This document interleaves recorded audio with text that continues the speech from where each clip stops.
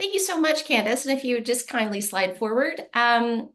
It's a real pleasure for me to be here today, everybody. I want to start by thanking our partners and the webinar team, Candace and the team at LF Events for hosting us today. First, I'm going to introduce a little bit of Linux Foundation research and why we have been part of this study and why it's important to folks who are joining us today. For those of you who don't know about LF research, we partner with organizations like Harvard, projects like the OpenSSF, and individual organizations to generate empirically sound and decision-useful insights and to uncover trends in the open source paradigm and explore its impact across different reference frameworks. And what do I mean by that? Well, we're exploring the impact of open source at the industry vertical level, the technology domain or horizontal level, at the regional or geographic level, doing studies at a worldwide focus or a regional focus or a national focus. And then conducting studies, not unlike the census, that explore issues that are important across these reference frameworks, important to all industries, all technology domains, and all regions.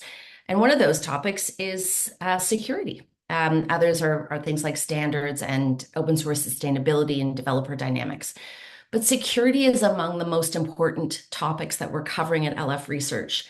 And today we're going to dive into our most recent effort in partnership with Frank Nagel and his team at Harvard, and the Laboratory of Innovation Science at Harvard, and David Wheeler from the OpenSSF, and discuss our latest report, which is Census II. We're extremely happy to be able to bring this study forward. So where does Census II fit into the broader work of Linux? Oh, slide back, please, Candace. Thank you. Or Frank, I think Frank's controlling the slides. Thank you. Where does this project fit into the broader work of LF Research? Well, let's just say it's a critical part of it. It's among the most consequential studies that we conduct. And I hope that by the end of today's webinar, everyone will come away with an understanding, not just about the research and the methodology behind the study, but why it's vitally important to organizations as they think about their security posture and manage their risk, as well as their reputations in terms of the software that they may be shipping commercially. And so security is as important today as it ever was, but especially important in the context of the regulatory environments that we're confronting. So whether it's the Biden administration's executive order in 2021 on software bill of materials use, or the Cyber Resilience Act in Europe, which comes into force 3 years from now, this study is aimed to create awareness about the importance of securing open source software. And it's an important part of other security-focused efforts from LF Research. It's one of more than a dozen security-specific studies that we've conducted. Since 2021, we've published more than 60 reports, and roughly a quarter of them are focused on security. And these reports answer critical questions such as, what do maintainers need? What do developers need? What barriers exist that prevent upstream contributions? What's the most widely used open source software? And these are really important questions. And this is what we're here for, is to help answer these questions, test hypotheses, and provide our community with important insights so that we can close some of these gaps. So if you want to learn more about LF Research, please do scan the QR code in the middle or go to linuxfoundation.org/research and explore some of the topics, the broader security topics that we've published to date. Next slide, please, Frank. All right, so some of the highlights from the security-focused research that we've done. I'll briefly share a few examples of where we have identified insightful gaps and challenges and created some awareness about how our projects and the communities of practice around them are working diligently to help close these gaps. That's really the important thing, is pathways to progress. Our Secure Software Education Report, which we conducted in partnership with the Open Source Security Foundation, revealed more than a quarter, 28% of developers are not familiar with secure software development. That's a gap we need to close. Our report on maintainer perspectives illustrated how important defined best practices are to contributions, and there's a need to make these practices more widely available. That's a gap that we have to close. With CNCF, we conducted a cloud native security report that revealed the importance of our project communities as being resources for information around best practices and how important these communities of practice are to provide developers with the most up-to-date information and to come together to solve challenges more efficiently and effectively.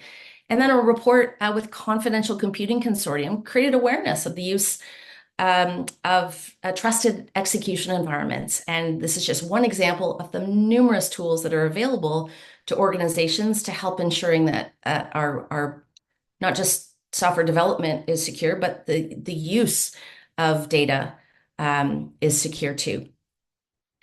So that's in terms of what's underway. Frank, I'll invite you to slide forward, please. So, what's the census work and why is this particularly important? So first, it's important to understand that critical components of digital infrastructure are not always the most well known. And this work encourages organizations to know what's in the software that they're using internally, what's in the software that they're shipping commercially. And it's about creating awareness, know your software. Second, the size or the simplicity of integral open source software may belie their vital importance to the modern economy. Every component counts, and that's a reminder of the importance of understanding the supply chain, the dependencies, the importance of SBOMs.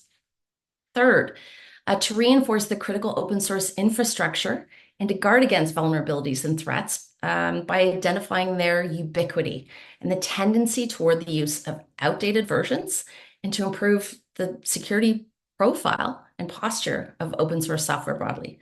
Fourth, we want to prioritize investments in resourcing. That's critically important. We want to get to know the people who are at the heart of developing open source software, the maintainers. And that's why subsequent research is really important to find out what this community needs. And ultimately, we want to encourage more organizations to contribute. Security is a shared responsibility. So we hope that this report inspires more action. Please read the report, share the report. Here's a QR code to the report. And now I'll hand things over to David Wheeler to discuss open source software, recent vulnerabilities, and begin talking about the origins of our census work. Over to you, David. Wonderful. So I suspect a lot of folks here already know what free and open source software is, but just to make sure we're all on the same page, when we talk about FOSS, we mean software that's licensed to users with particular freedoms. You can run it for any purpose, you can study it, you can modify it, you can redistribute it, either the original or a modified version. A full definition is in the open source definition released by the Open Source Initiative. There's actually a number of licenses that meet this criteria. MIT, Apache 2.0, LGPL, GPL. But the point is that there's a number of licenses that all meet this criteria. If you're talking about software and it's not open source software, common antonyms are closed source or proprietary software. One interesting thing comes up when we talk about the phrase commercial software. This talk is not about laws and governments and regulations and things, but it's worth noting that at least within the US, the term commercial typically means it includes any software licensed to the general public. So under certain US laws, open source software is commercial. That's not true for other laws, say in a number of laws in Europe. So you have to be careful about some terms, they can be confusing. So why have all those licenses? Well, fundamentally, one of the main reasons is that these licenses enable worldwide collaborative development of software. This is incredibly powerful. Next. In fact, it is so powerful that recent studies have found that about 96% of all code bases include some FOSS. It's now increasingly vitally important for nearly all industries all over. It doesn't matter what area you talk about, there's FOSS all over. In fact, anywhere from 70% to 90% of software, when you open it up and look what's inside, are FOSS components. Next. Now, of course, if you've got a lot of software of a certain category, if it has vulnerabilities, it could cause a problem for any software that uses it, which makes sense. And this vast increased use of FOSS means that vulnerabilities in it are becoming increasingly important to society at large. Examples of this include Heartbleed, which is a vulnerability in OpenSSL, Log4j vulnerability and Log4j, and a supply chain attack more recently against exe utilities. And these are just many, many, many examples of cases where there's been some vulnerability in some FOSS, and that had an impact on its users. Next. I'm just going to point out a few particular. Heartbleed was revealed in 2014, and oh my goodness, this is not going to be. This is a quote here from Sophos. This is not going to be. This is not certainly not the first bug, but it's unlikely to be the last. That was absolutely correct. And more recently, Log4Shell, Jen Easterly of CISA basically knows, wow, this is the most serious vulnerability I've seen in her career. And every time a serious vulnerability shows up in a widely used program or component, that can have a lot of impacts. Next. So this is not unknown. So the Linux Foundation in 2014, its response, frankly, to Heartbleed, founded something called the Core Infrastructure Initiative. This particular initiative was designed to increase the security of open source software. It's essentially been succeeded nowadays by the OpenSSF, Open Source Security Foundation. In 2015, CII conducted the Census project, Census I, where we collected a lot of metrics, examined specifically the Debian operating systems, system packages, and scored for risks and so on. And I was the lead of that particular work. The problem here is that although, hooray, we made some progress in those, since that time, there's been an absolute explosion in FOSS components that are used within applications that won't show up as system packages. And and this is just not visible when you analyze an operating system's system packages. So it was agreed that we need to find a way to gain a lot more visibility into what was an exploding use of open source FOSS. And with that, next, and I would like to introduce Frank Nagel. Great, thanks, David. And so we were partnered with the Linux Foundation, starting with what became called Census II, to essentially pick up where Census I left off, exactly what David was alluding to there.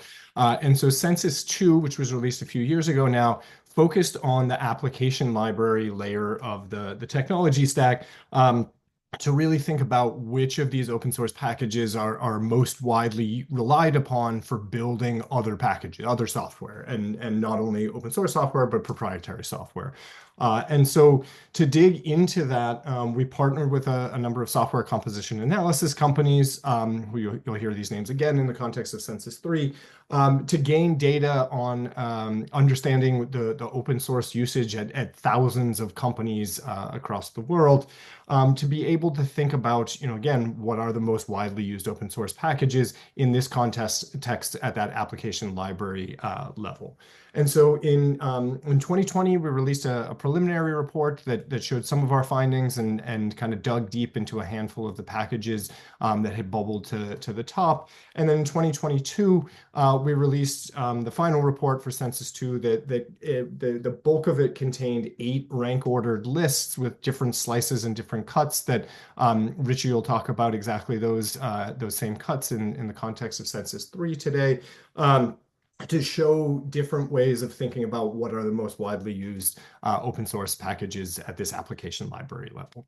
And so, here we are a few years later, and what we've done with Census III is kind of take a similar cut, similar format as with Census II, but increased our data coverage. We're partnering with some more software composition analysis companies. And now, the data we'll be presenting today is based on open source that was being used in 2023.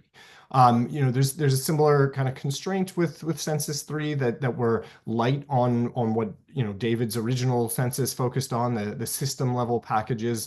But again, I think this leaves room for more activity in this space to think about other ways that open source is being used. But the insights that we can have through partnering with SCAs really digs into what open source are companies relying on to build the software that they create. And so that'll be our focus today. Look, the goals of Census 3 are to think about, not only what are the most widely used open source, free and open source packages by both private and public organizations, but also to think a little bit deeper about, the ecosystem itself, right? Hillary started us off by emphasizing the importance of security in the open source land. And so thinking about, the potential for widespread use of outdated packages, thinking also about identifying these, very widely used packages to better understand, how well staffed are they, how well maintained are they, how frequently updated are they, and things like that. And also to think about where we may have room for improvement in areas where there's known security vulnerabilities, like those that David alluded to in Log4j and Heartbleed and XeUtils that have been fixed, but people are still using widely outdated package versions that do not have the fixes in place. And so those are kind of the primary goals of what we're thinking about with the census. And really, this is all to infuse other efforts to secure and support open source, like those of OpenSSF and OSTIF, who are trying to invest resources into free and open source software where they're most needed. And so the goal here is to try and give a sense of, if we're going to, there's only limited time, limited funding to invest in the security of open source, where might it make sense to start, because these particular packages are the most widely used across a broad set of organizations. And the hope here is that we'll inspire action across three main areas. So the first is data sharing. So Kate, in a moment, will talk about the main software composition analysis companies we worked with in Census 3, but we really couldn't have done this without them. And this is a distributed world that open source lives in, and getting data on usage can be quite tricky. And so we're grateful to them, but hopeful that in the future we may have other organizations sharing data with our efforts as well, so that again we can cast an even wider net than we have with Census 2 and Census 3. Second, thinking about coordination. David and Hillary mentioned SBOMs and thinking about standardization across these. Richie will talk a little bit about some of this as he digs into the work that we did. And so, standardizing and coordinating across this distributed ecosystem is quite difficult. I will say, having been involved in Census 2 and now Census 3, that the world has shifted, and there is more coordination, and there is some better sense of naming and how we think about packages, and certainly SBOM has helped push in this direction, but we still have a way to go, and we'll talk a little bit about that as well.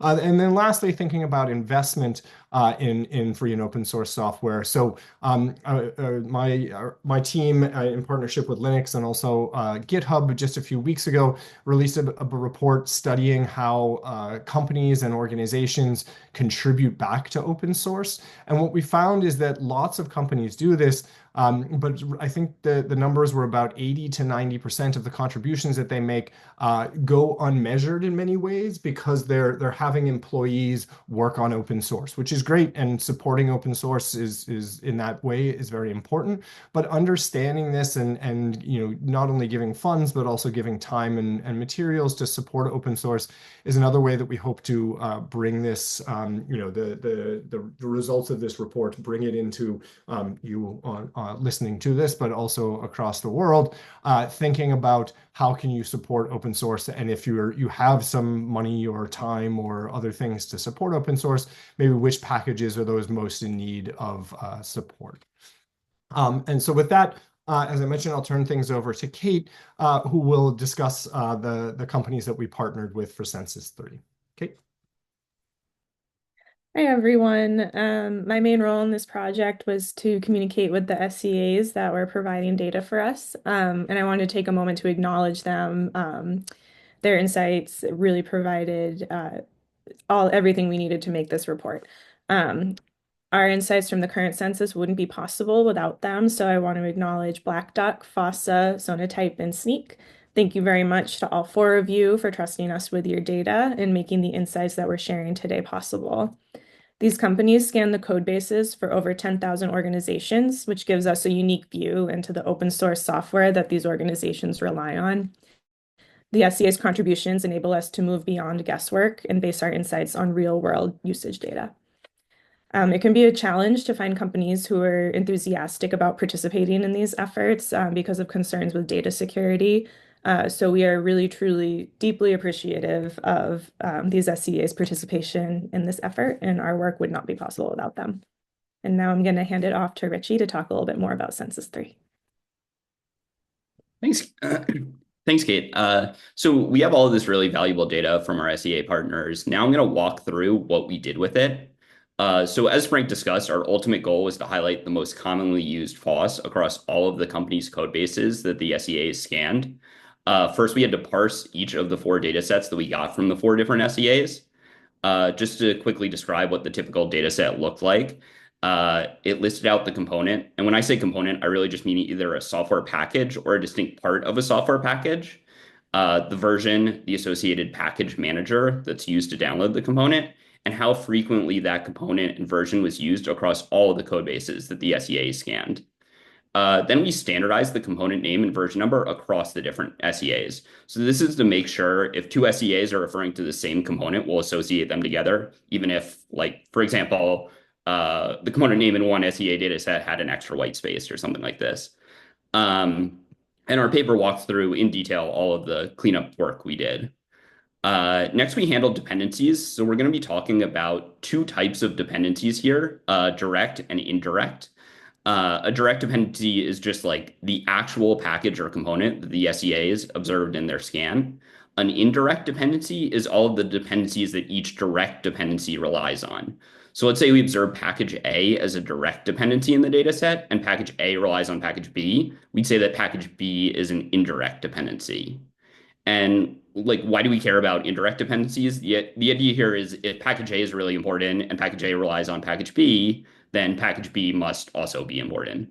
And so we've actually split our final result list into either just looking at only direct dependencies or looking at the combination of indirect and direct dependencies. Most SCAs gave us indirect dependency counts along with their direct dependency counts, so that was great. For the SCAs that didn't give us that information, we inferred indirect dependencies using a data set that has a fairly comprehensive list of software dependencies. This data set's hosted by Ecosystems, which is an open source collective project.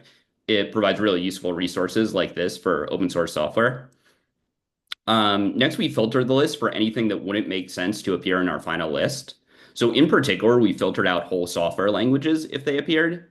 So for example, if the language Python itself ranked highly, we would filter it out. The main reason behind this is just that software languages are likely to be inconsistently reported. We expect in most cases they're probably not reported, so ranking them in the few cases that they are would likely lead to inconsistent results.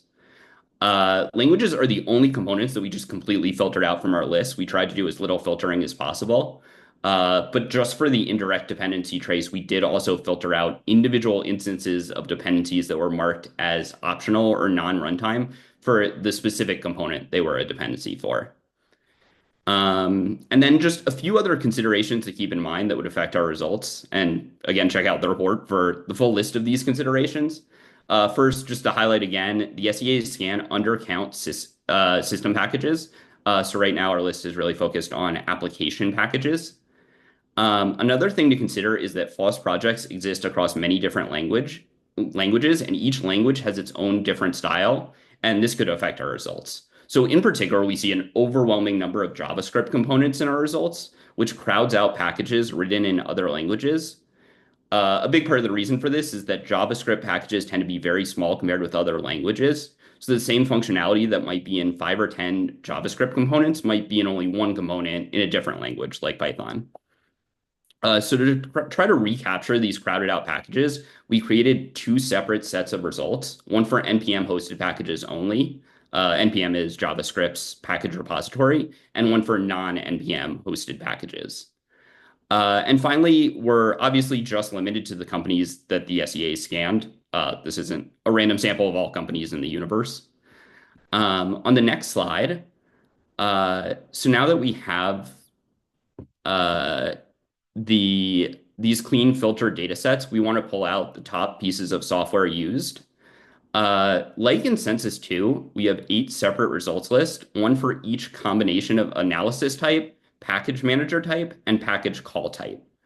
Analysis type is whether the list takes into account version or not. The version lists look at the most commonly used software versions, whereas the version agnostic list look at the most commonly used software components, regardless of like what version it is. The package manager type is what I was talking about before. It's just whether the package manager is NPM or anything else, non-NPM. And the package call type is whether the component was observed as a direct dependency only, or if it was observed as either an indirect or a direct component. The top 500 components for each list were then identified with the following method. So first, we took the top 1,000 components by usage count in each SEA dataset. Then for each top component, we calculated the average usage z-score by SEA. Then we merged the datasets together. So if the same component appeared across different SEAs, we took the average of that component's usage z-score. And then we ranked the components based on the combined z-score and reduced the list to the top 500 pieces of software. We also included the OpenSSF best practice badge score for each component that appeared on our list. So this is a free badge that developers can get from the Open Source Security Foundation, and it's a measure of how much a project follows open source best practices. So things like having publicly available documentation. So now on the next slide, I'm going to briefly walk through the 8 result lists. It's just like the top 10 from each list. The first list is for NPM projects, only looking at direct dependencies, and it's version agnostic, so it's at the component level. And just to quickly talk through the columns here before I get to the results, they're the same for each list. We have the platform. This is essentially the package repository that the component was downloaded from. We have the component itself. We have the combined usage z-score. And we also have the OpenSSF badge tiered percentage. And note the percentage ranges from 0 to 300. And we also have the Census II rank. So this is where the component ranked in the equivalent list in Census II, if it ranked at all. So you see here for this list, React DOM and React are at the top of the list. These are JavaScript packages that create user interfaces. You can see they also ranked really highly last time as well. On the next slide, this is the same result list, but now it's looking at only components that are not coming from the NPM package manager. And one pattern to point out here is that all but one component on this list comes from either the Maven repository, and that's an open source package repository. It's primarily used for Java projects, or it comes from PyPI, which hosts Python projects. On the next slide, we have NPM components that include both indirect and direct dependencies. As you can see, results are pretty consistent with what we saw in the last census for this list, so no huge changes there. On the next slide, we have non-NPM components that include both indirect and direct dependencies. The top ranked package here is a Google Cloud library for the software language Go. You can see it wasn't even ranked like the last time we did the list. And this is a general pattern we see across a lot of these lists. Libraries dealing with cloud services have become a lot more common in 2023. On the next slide, we have NPM direct dependencies. So this is the same list as before, but this time we also include the package version. So this is at the component version level. As you can see, most of the top versions are new to Census 3. This is often just because new versions have been released since we last ran the census in 2020.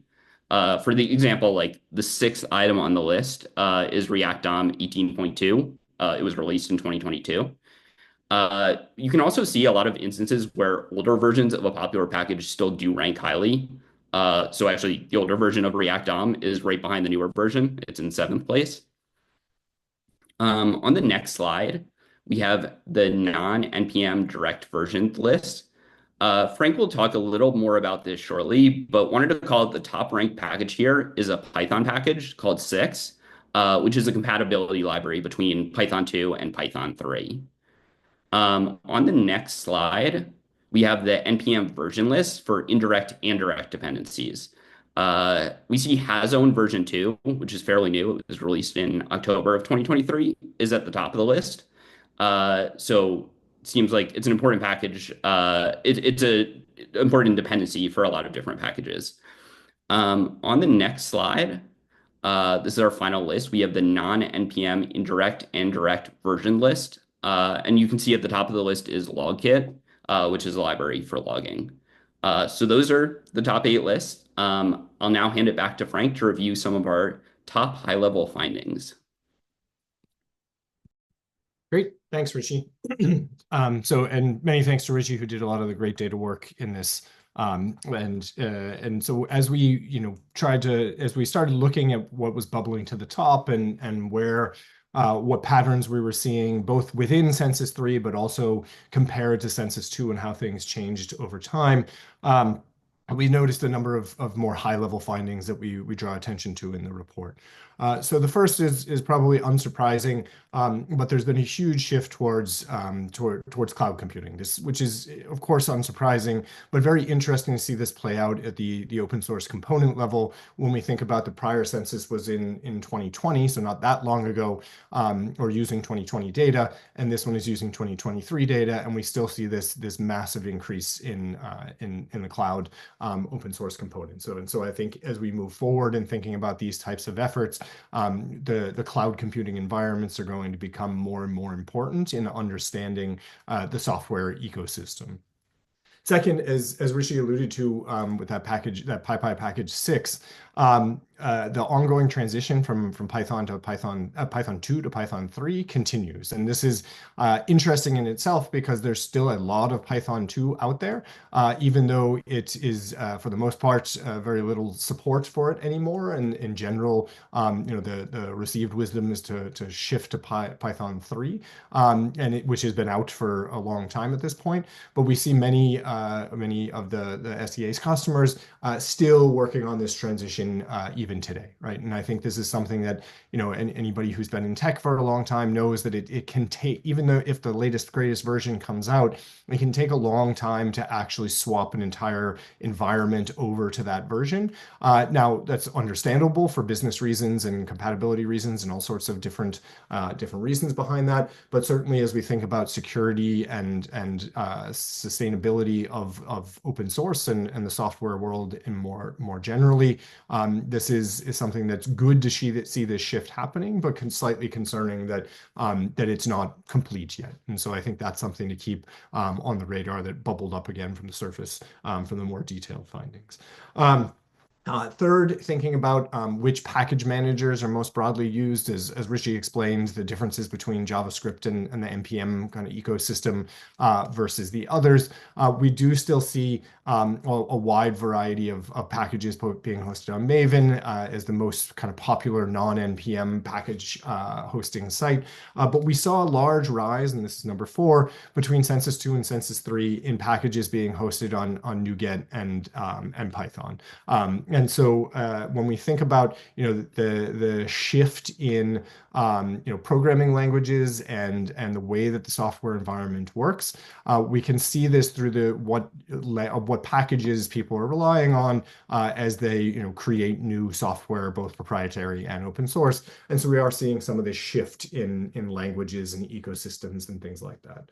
And that leads into number 5, thinking about Rust and some of the memory safe languages, which are being touted and rightfully so as a very important way to help introduce security by design, and thinking about protecting the memory chain and protecting the memory space from attack and from exploit and things like that. Rust is designed as and is one of the most popular memory safe language that allows for a lot of flexibility usability and a lot of utility in the language itself, but still protecting memory from the baseline.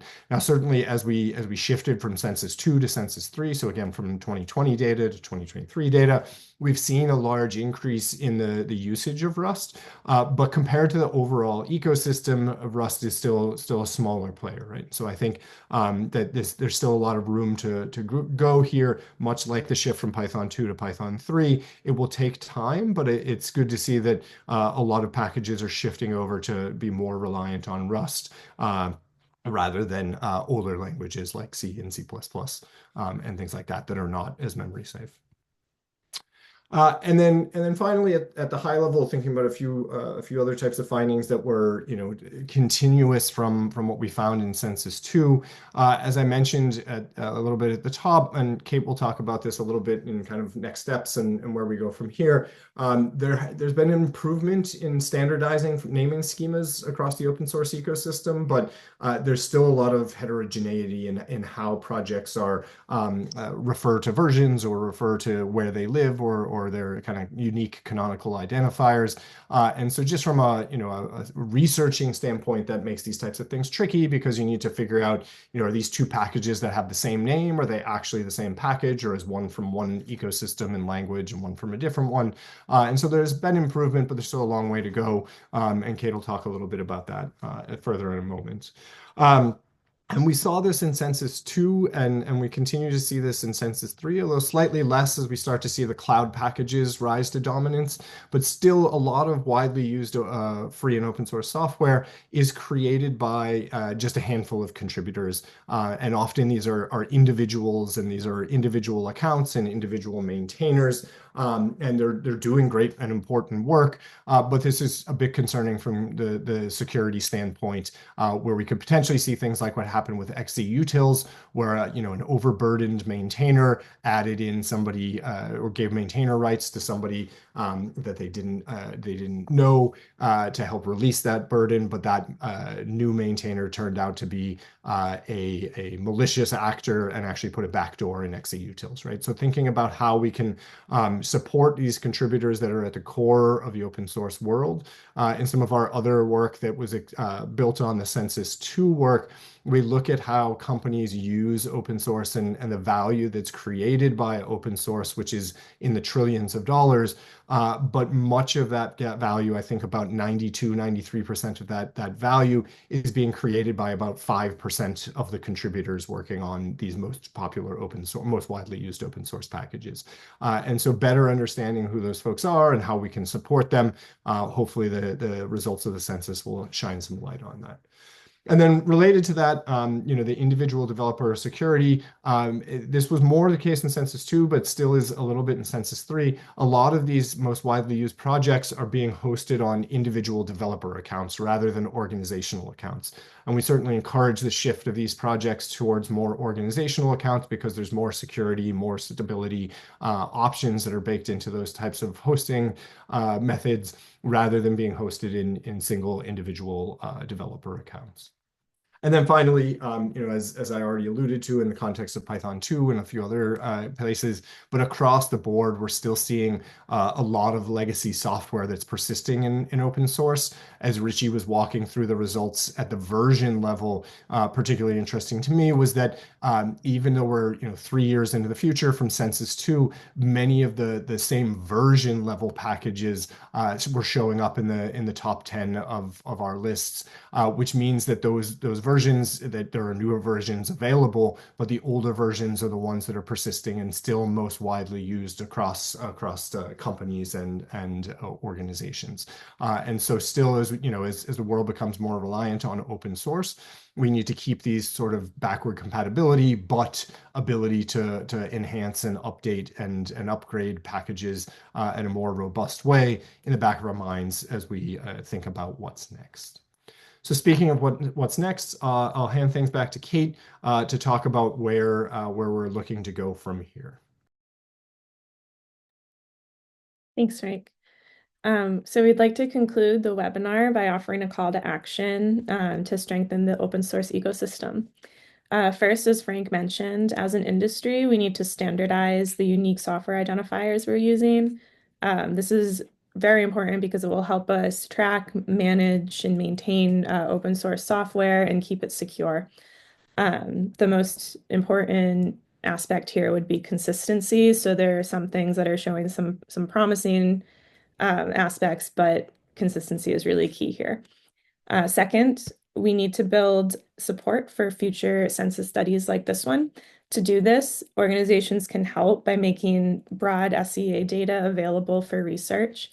This would allow us to expand the scope of our analysis and ensure that we capture a more comprehensive picture of open source usage. So the more data, the better here, especially considering things that Richie mentioned, like cloud computing packages being included more often. The more data we can get and the more recent data we can get, the more practical our insights can be. Third, we can use the data provided by SCAs to identify free and open source projects that are in need of the most support. This was already mentioned a little bit, but we really should be focusing on investing in these critical packages. So by focusing our efforts, we can address vulnerabilities and ensure the sustainability of these key tools that the industry depends on. Finally, we encourage you to partner with others in the spirit of open source software. This would greatly improve the FOSS ecosystem. Collaboration across organizations is the only way that we can tackle these issues at scale and create lasting improvements.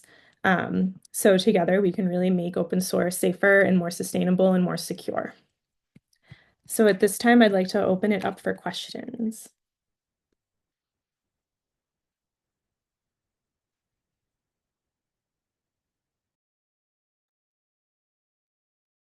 I see we had a question about so the cloud services and cloud computing has been used for years, and why do we think the number of cloud service specific packages is increasing? David, did you want to answer that? I'll take a stab at it at least. So obviously clouds have been used for a number of years now. And what we can see from the data is there's a dramatic increase in the packages specifically for accessing cloud specific services. And from that data, I think that we can make some hypotheses that I think are valid and be interesting to do further research to verify it. But I think what's happening is that earlier uses of clouds were often a kind of lift and shift approach, where they had existing software increasingly important to the organization being moved onto cloud services and running on clouds, and that was wonderful. Once they've been moved to cloud services, increasingly the organizations are saying, well, now that we're already here, let's call out to the other services on the cloud provider, call it to the other services that cloud provider provides now that we're here. And so I think we're seeing this gradual direct use of these reflected in the packages being incorporated. Yeah, and I'll add one thing to that too. I think a lot of what we're seeing too is kind of the redundancies being built in, so that in maybe 3-4 years ago, companies were more reliant on a single cloud provider, and now they're building their infrastructure and their software and everything else to be to be exposed to a broader set of cloud infrastructure. And so I think that alone will kind of mechanically bump up these types of cloud packages higher up, in addition to what David's alluding to. Great. We have a few more questions coming in. Let's see, David, maybe you can handle the question about, is there an open source list of FOSS vulnerabilities that is published by OpenSSF? Sure, I'll take a stab, and I'm certainly welcome anybody else. If I read that question strictly, no, but so the OpenSSF doesn't have its own special list of vulnerabilities. There is a worldwide system for identifying vulnerabilities, CVEs, for creating identifiers and so on. That said, the OpenSSF does maintain something called the OSV schema. One of the problems with CVEs as they're used today is right now there isn't a good way to map. There's a vulnerability. What's it in? I don't know. Good luck. Here's a text string that you might be able to guess randomly what package that might relate to, which is a terrible system. It's a fine system when there's only a few hundred software packages. That's just not the world we live in anymore. So OSV is a schema for sharing vulnerability information with specific information on exactly which package we're talking about. The schema is managed by the OpenSSF. The various package repositories and so on actually implement those. There's a distributed implementation of it. But the good news is that for many, many repositories today, there are standardized ways to say for this repo, is there a known vulnerability? And you can get some answers and then hopefully then update. Great. Thanks, David. We have another question. What does the census reveal about the reality versus myth of the Nebraska problem? Which I love that phrasing. For those of you not familiar, the classic XKCD cartoon of a complex infrastructure being built on top of a thin pole of support maintained by one random developer in Nebraska. Richie, do you have thoughts on that? I mean, yeah, go ahead.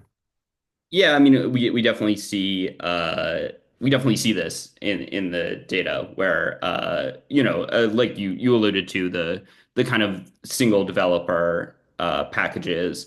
We also see our direct and indirect dependency list. We definitely see specific packages go to the top for indirect that we don't see in direct, which is clearly the case where a package is being used by a lot of popular packages, but may not be, seen by the end user as much.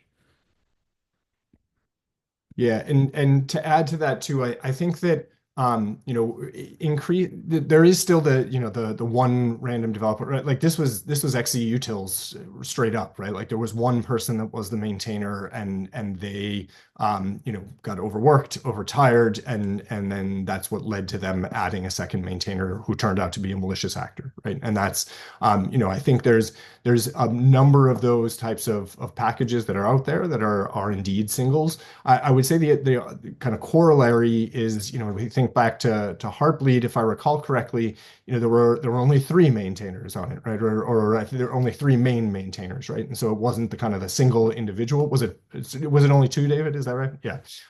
So it's not always the individual, but indeed we see this quite a lot, right? And again, I'll point back to our work on the value of open source paper that built on Census II results, where we again show, much of the value is really created by only a handful of people, right? And this in a very, it's interesting to see this and to think about the Nebraska problem. And even if it isn't just one person, we still have these kind of core of or handful of people that are super critical to the open source ecosystem, and as a result, the entire digital ecosystem that it's all built on. So I think, as Richie was alluding to, there's definitely some evidence in the census that this problem persists. In terms of reality versus myth, I think it's, for some packages, this is not the case, right? So think about those cloud packages. A lot of them are being created by the cloud providers themselves. So they're backed by a company and they have lots of resources and things like that. But many of these other packages that are much smaller, but super widely used do still, have the Nebraska problem. Dave? Yeah, I just wanted to, first of all, very much emphasize what Frank just said. For some packages, this is not a problem, and for some, it is. And the whole point, one of the main points of this kind of research is to help us start to identify that, because there's no way that that we can work on every single software package in the ever created in the universe. So instead, it's important to find where are the ones that are most important by various measures of most important, and then which ones need help, and then go find ways to give assistance. So this is a critical first step in that process. Yeah, and just to add on to what David said, in the report we have a bullet about much of the most widely used FOSS is developed by only a handful of contributors, and we have some stats on the top 50 non-npm packages and how many contributors are responsible for 80% of the software. And the answer is not many. And there's also contributors that contribute to multiple really important projects. So I think that's something to keep in mind as well. Yeah, that's a great point. Thanks, Richie. And there's a related question about how can we transition widely used open source projects that are primarily developed by this small group of developers from individual hosting to organizational hosting. So I think here this is something again we saw in Census II, but we've seen a little bit of a shift of this, is that individual developers can for example on GitHub can set up an organizational hosting account and not their own kind of personal GitHub page, and it allows them to it gives them more ability to be more flexible about how they manage the project and how they it also gives them some additional security options to add on to the project. And so, related to the Nebraska problem, there's also the bus problem, right? That if the one person in Nebraska gets run over by a bus and they were hosting their super important package on a private account, if nobody finds the password, then that package is it can be forked, et cetera, but it's harder to deal with from kind of a continuity standpoint. And so certainly that shifting to more organizational style accounts is something that we detail in the report a little bit more, to think about how that transition can be helpful for these particularly critical packages as well. And then I see one more question on we can't talk about tech without talking about AI. So there's a question about whether or not we've been seeing any trends for AI, and then also relatedly, what about the security of LLM models. So I would say that so the data that we're working with here is from 2023, and so certainly LLMs and other AI packages were on the rise during that time. But also keep in mind what we're seeing at the application library level. We'd have to be the AI or the Gen AI or the LLM or whatever would have to be baked into the software that companies are creating. So I think that shift hasn't fully happened yet. So we haven't seen a ton of that. But certainly, and I see Hillary's hand up. Hillary, did you want to respond to that as well? And David, everybody. Yeah, I wanted to add that we recently published a report on generative AI, and it's incredible to see the extent to which security is a factor in decision making around why AI is deployed, that open source AI is critical, and part of that decision making to work with open source AI systems. Security came in third of all the reasons why open source AI is preferable, and that came just behind trust and transparency and cost. But then if we think about the scenarios beyond AI, think about our nightmare scenario where we have autonomous agents and AI trained systems, and they are compromised, and they're driving roads, and they're flying in the sky. And we want to keep all of our hardware, our systems safe, especially those that are increasingly underpinned by AI technologies. David, Yeah, so I've yeah. got a few additional comments I can add here. First of all, the OpenSSF, Open Source Security Foundation, has an entire working group, the AI ML working group, specifically interested in working on security related to AI, including LLM models, of course, working with other sister organizations within the Linux Foundation. Of course, PyTorch itself is also a Linux Foundation project. So there are already people very concerned about that. I know, for example, for the OpenSSF AIML folks are working on techniques for signing of models. That said, there's a whole lot of work left to do. It's still pretty common, for example, to exchange weights with LLM models as a massive pickle in Python, which assumes that there's no maliciousness at all because it just run arbitrary code, and that's always okay, right? No, it's not. Our education survey from earlier this year found that the group that was one of the least educated on security were folks who were in data science, i.e., the ones developing the AI systems in many cases. So, on the one hand, we are aware that there's issues. There are people working it. On the other hand, we know that there's a ways to go. There's a lot of research and, frankly, unknowns. So if you are interested in that topic, it is a hot topic and it's important. It's worth doing. And needs to be done. So I would encourage people who are interested in this to get involved. There are not enough oars in the water right now, and we could use some more. +1 to that, David. Well said. Great. So I'll hand things back to Candace from the Linux Foundation, but thank you everyone for joining us, and certainly feel free to reach out if you have thoughts, questions on the report, and we look forward to working with many of you in the future for the next version of the report.